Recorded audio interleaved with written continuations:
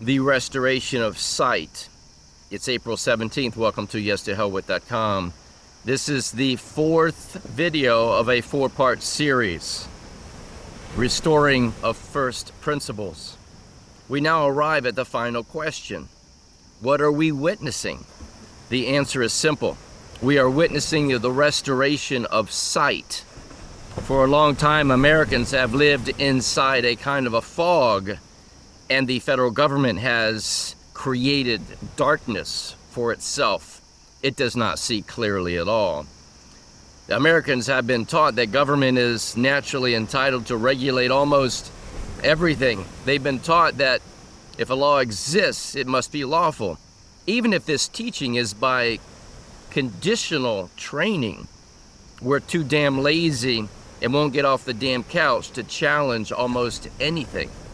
Americans have been taught that if something has been enforced for decades, it must therefore be constitutional. But that is not true.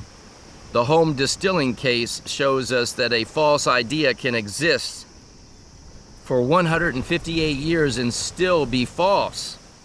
Wickard shows us how a narrow power can become an unlimited power. Modern federal enforcement often assumes that because government may tax something, government therefore owns it, controls it, or may prohibit that very act. But the Constitution does not work that way.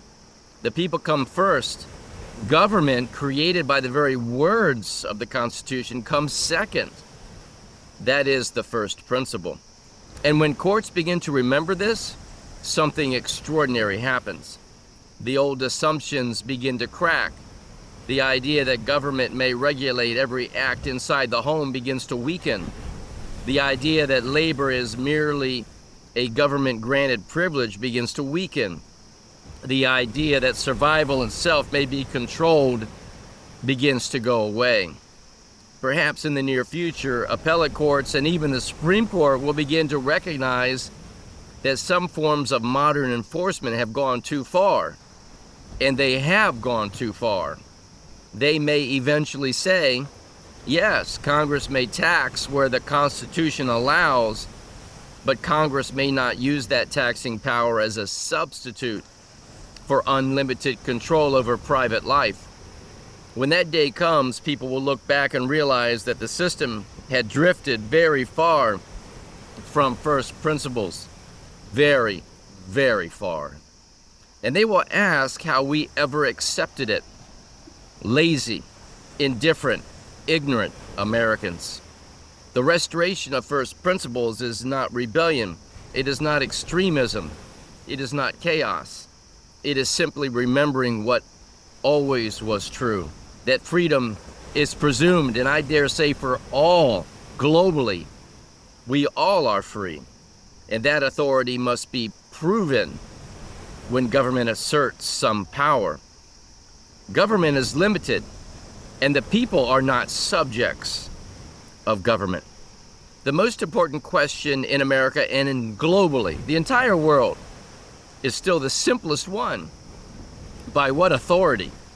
By what authority do you act? By what authority do you presume that I'm liable?